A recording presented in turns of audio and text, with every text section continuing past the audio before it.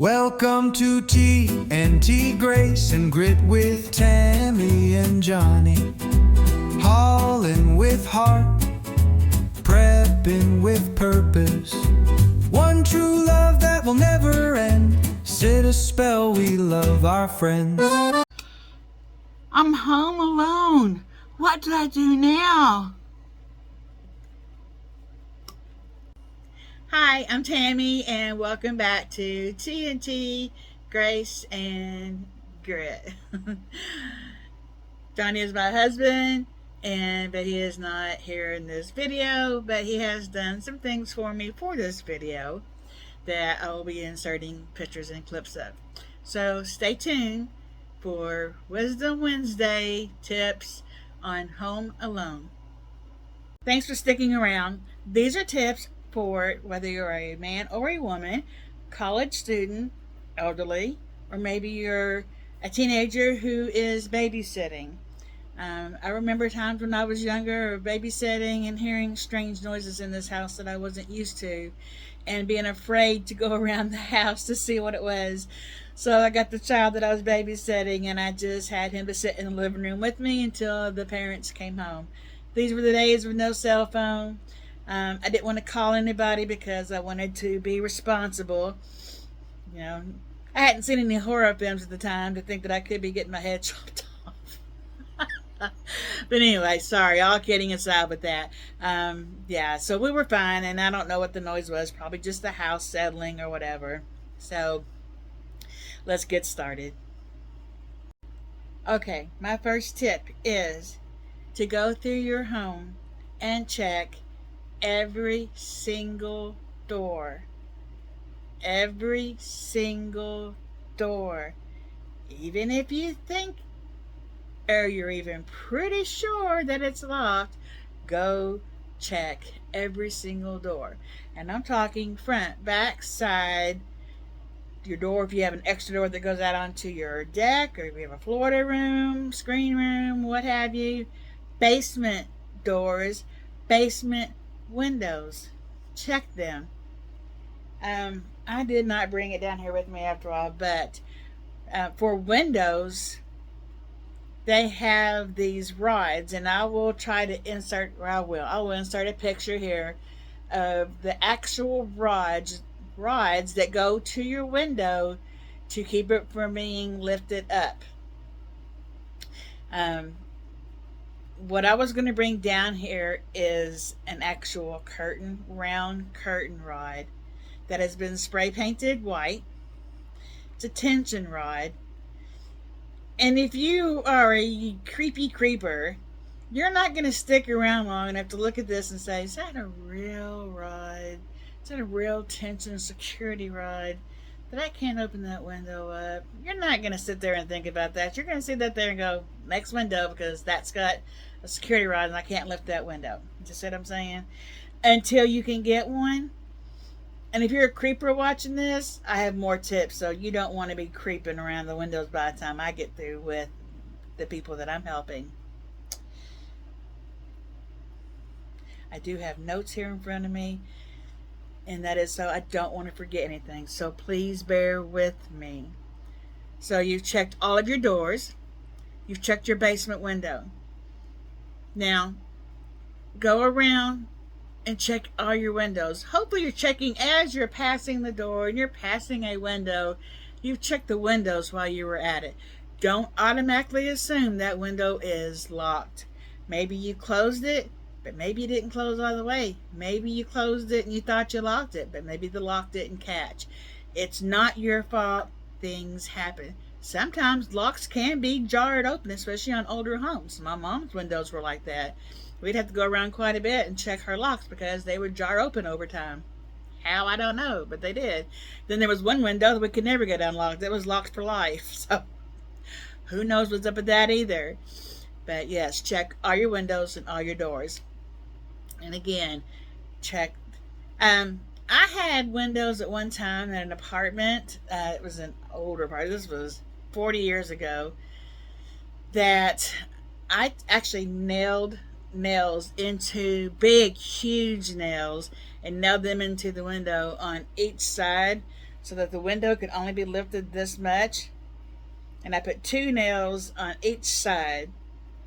So if you're going to beat those nails hard enough over and over to break those nails off or to break them through the wood, hopefully to God somebody's going to hear something by then. And I hope you have a dog or other means. All right, now you can, I done that, like I said, that was years ago. They also have budget friendly options. There are alarms that you can put together. They're battery operated and they're magnet, but you can also stick them. So when that seal is broken from those, you can set it for 2 things. It either will have a loud shrilling alarm on it, or you can do the ding dong, hey, I'm calling. Sorry, old habits, are hard to break. Let me move you up a little closer to me. Let's be a little bit more close and personal here. My last tip with number 1 is to upgrade your screws to 3-inch length screws in your strike plate. And that is the plate that goes inside the door where the hole is, that when you close your door, the little knobby thing from the door, I know this is real professional, and it goes inside that hole so the door claps. But if you put 3-inch screws in there, replace the screws in there, that the ones you get with it are any longer than that. Put some 3-inch long screws in there because it's harder to kick that door in. There are other options that you can add into your door if it opens inwards to your house, and I'm going to pop some pictures in here on different things for that.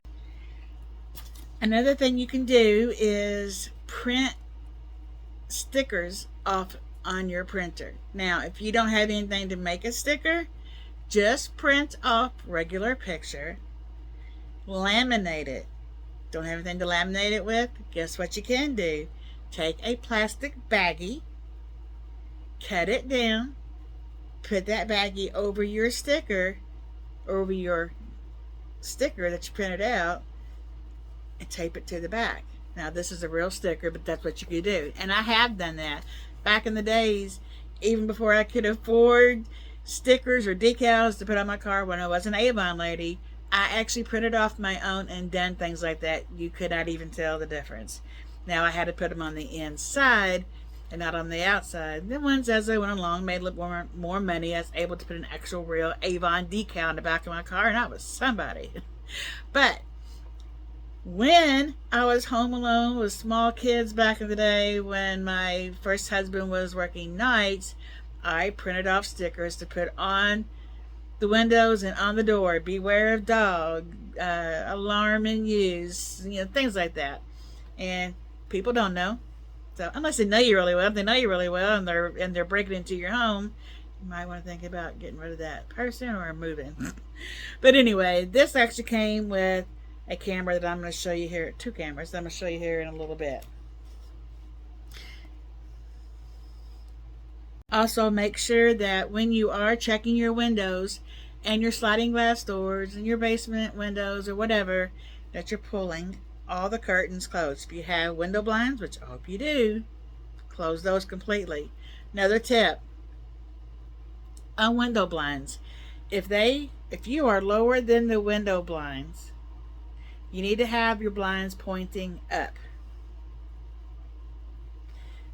That way nobody can see in.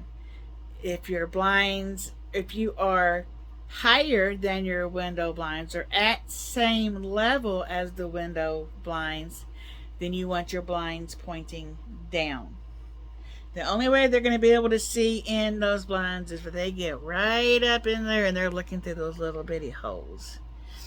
So I'm sure there's probably some idiots out there that might do that, but we're hoping by the time they do that, that the motion light, moving on into the next tip, you see, that you have installed over that window there or near that window, it's going to hit somewhere, all the area, that motion light's going to pop on. And, nobody wants to do anything wrong. It's in the light, right? All right. Where do you want these lights? You want motion detector lights in anywhere someone can be around your window. Now, in saying that, we have one over our gigantic bay window in our bedroom. And when we first installed that, because it's always on, but it's dim, and then it lights up if something or someone goes in front of that, including rabbits, foxes, bears, coyotes, what have you. Whatever walks around that camera, that light's going to pop on. Person. And every time that light would pop on, I would look at it, go, Johnny, lights on, Johnny, lights on. Then I'm like, it's coming on an awful lot. If somebody's out there, they sure are staying around an awful lot.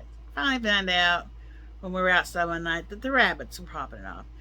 But you know what? It's fine. And it's solar, so we never have to worry about charging it or having it plugged into anything. So it charges by itself. And even in the wintertime, it charges. So it doesn't quite run all night long, but long enough. So, and, you know, Johnny's with me until 2 a.m. My son is there till daylight. And Kay and I know how to take care of ourselves. So, plus the big dogs. We're good.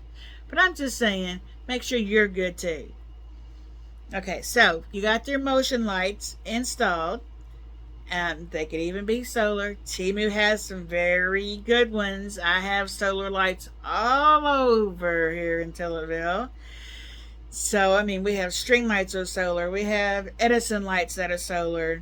Now, the one street light or whatever security light that we have, and I will pop in a picture of that right here at the end of our home, was there whenever we bought the place, but we still, I think it's like $10 a month we pay for that. That's fine, because I'm here to tell you it lights up everything. Now, it doesn't light up the front of our house, but we have other lights that pop on it to do that. But that big security light lights up enough the whole back chicken yard, the whole in our driveway, and all the way out to our field, even down to the pond is what that security light lights up. So that's worth it. I'm thinking it's $10 a month. I think it started out being $8, but you know, I'll pay $10 for that security light all day long, every month. In your pathways, your walkways, your sidewalks, you can light it up with solar as well. You can get great deals for, especially if you get the packs of solar lights. You can even get the ones that are dim and pop on later when somebody walks down it. Anytime a light gets brighter, when somebody gets near it, kind of gives you a little jar, you know, like, oh, that got lighter. So if somebody's trying to sneak around and they're walking, they're trying to be quiet, and that light gets brighter, they're going to be like, oh, somebody watching? Which reminds me.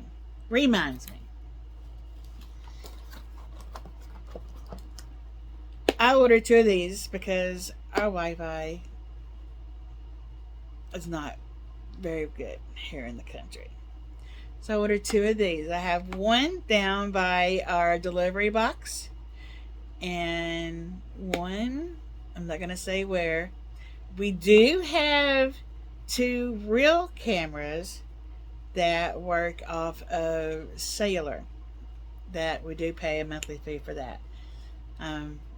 Just because years ago, living here, we had problems, but since those people moved out, we haven't, but we've kept that.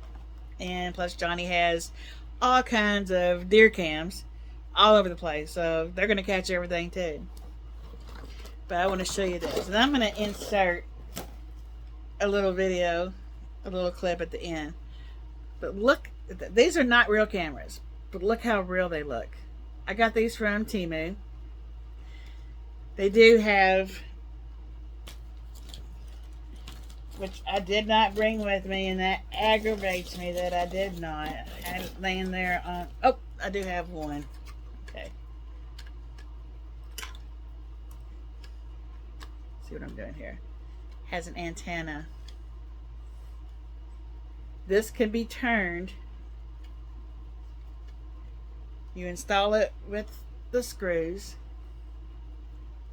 And then this can be turned whichever way you want it. So however you need to install it, you can turn it. And it has a blinking light on the inside. It is solar. If you put 2 AA rechargeable batteries in here, it will keep those batteries charged through solar right now. And you can use regular batteries, which is what I have in here right now. That's what I wanted. That's the first thing we could grab to do this video. So you can use these if you want to put those in there. And if somebody sees that blinking light, they don't know if it's real or not.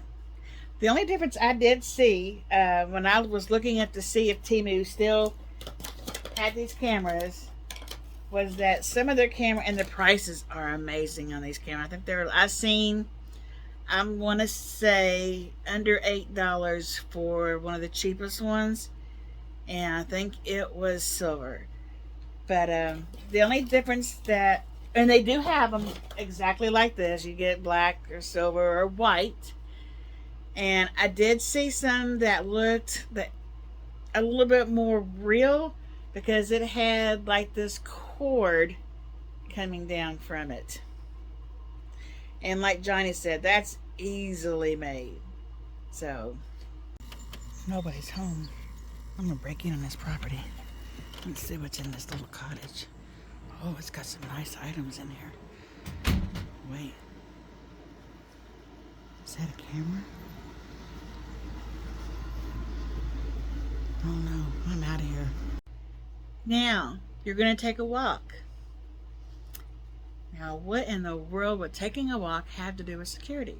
Because you're going to walk around your home, and you're going to walk around your garage and your storage sheds, anything you have. You're going to walk by those in the mindset of, if I wanted to break in this home, is there anywhere here that I could do this very easily? From the outside, check your windows. Will they move? Will they open? Check your sliding glass doors. Will they move? Will they open? How about your back door? How about your basement door? How about your basement window? As a kid, I locked myself out of our house all the time growing up. And all I had to do was go get a lawn chair, stick it on the side of the house, and shimmy my butt right into that bathroom window, down into the bathtub, go through the house, and unlock the door. Even my neighbors saw me doing it, and they were like, "You locked yourself out again, huh?" Yep. Now, why we didn't give our neighbors the key to the house is beyond me. I guess my parents never thought of it because we trusted them. They were, older people. They would have been, I don't know. But I was your world's best at locking myself out of the house. And I used to be my world's best at locking my keys inside the car. And I've locked myself out of the house since we moved here to Tillett. And so is Johnny, so I don't feel so bad. And we shimmied in a window, and that window is now fixed because we finally got smart. I was like, if we can get in this window so easily, and it was a high window, who else can get in that window? So that window has now been repaired. So, and extra, and Grizzly's around too, so we're not too worried. And we also have help there. So anyway, I'm not going to bring that up anymore. If you can have that, and you can safely have that, and you are trained to use that, then do so. Otherwise, don't have that in your home if you have small children or you don't know how to use it. Please and thank you. Moving on. Okay, so we've checked all of our windows, we've checked all of our doors, we've walked outside, and now it's the evening, and we're sitting on the couch and we're watching our favorite YouTubers. Hope I'm one of those you're watching. So we're just watching them. We're eating our popcorn and we're drinking our Mountain Dew Zeros or Diet Dr. Peppers or water or whatever have you that you want. Your glass of wine. And you have your grizzly bear beside you, your little stinker on the other side. Oh wait, that's me. And nobody's home but me, let's say. And all of a sudden you hear, first of all, what's Grizzly and Stinker gonna do?